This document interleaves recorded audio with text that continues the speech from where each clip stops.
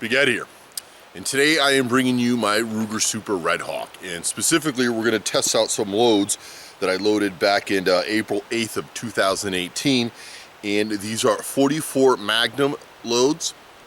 These have 20.1 grains of Hodgdon H110 in them, and they have a 300 grain Nosler jacketed hollow point projectile in them. So these are max loads. I believe I maxed these off of Hornady's reloading book, and we are going to shoot these out of my Ruger Super Red Hawk, and we're going to see what kind of velocities we get out of these, and also what kind of damage these do on 3-liter fruit punch bottles behind us. And we're not going to shoot these in my Smith & Wesson Model 629, just in the Ruger Super Red Hawk. So we'll go ahead and we'll give you folks and myself a nice data point. But as you can see, I loaded these up 8 months ago, and we're going to fire the first batch of them right now and see what kind of energy and power we're getting from these bad boys. So let's go ahead and load these up. We'll give you a closer look at these rounds. But yeah, these are 300 grain Nosler jacketed hollow points. But those are big boys. You can even feel the weight on these things. And I remember loading these, how deep these went in. But this is exactly what this revolver is made for, is to shoot big, heavy-duty hunting loads. And that's exactly what I would call these. These are definitely hunting loads. And look at them in that big, fat Red Hawk cylinder. Let's go ahead and give these things a whirl. Ready to rock and roll now. Beautiful revolver also, too. Alright, so we got our chronograph on, got a brand new battery, and we'll go ahead and see what kind of velocities we get out of these 300 grainers. Got gloves on because this thing's going to kick hard.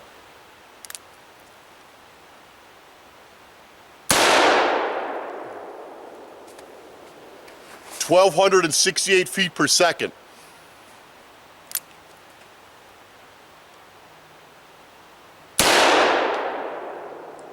1,253 feet per second.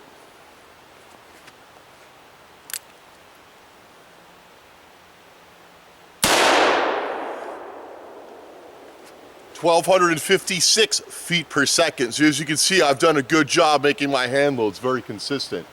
And we've got some pretty good recoil there, but there's some stout things. But the Ruger Red Hawk definitely handles it quite well. Let's go ahead and blow up one of these sodas for you folks. I came up with an average velocity of 1,259 feet per second.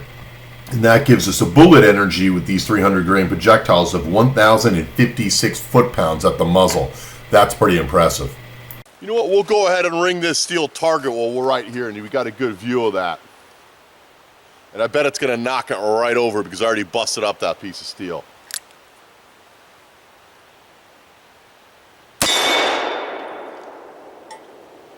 Definitely hit it with a lot of authority. Yeah, those are stout. Those have heavy recoil, and I would definitely not shoot this revolver with one of those rounds without gloves on. But they're very shootable. Definitely on the heavy recoiling side, and they should be 300 grains out of a 44 mag. And, you know, looks like our average velocity was, 12, I would call it a good solid 1,250 plus feet per second.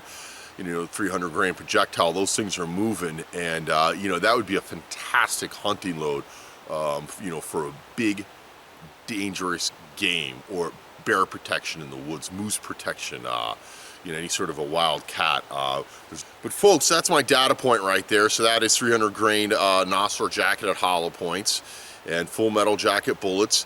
They are traveling at a little over 1,250 feet per second, 20.1 grains of H110 powder. That is a standard max load. Could you probably push them a little faster out of this revolver? Yeah, you could probably plus P those, maybe put 20.5 grains, maybe put 21 grains in there and get away with it with a big heavy duty strong revolver like this. But I'll leave that up to you, and I'm not advising you to do that. But for a hunting round, I think that's pretty good. But definitely, picks up the recoil a little bit. But folks, thanks for watching. If you like this video, give me a thumbs up. If you want to see me do more, hand load specific kind of projectiles, especially I love loading for these big revolvers, 357s, 44s, and feel free to post questions.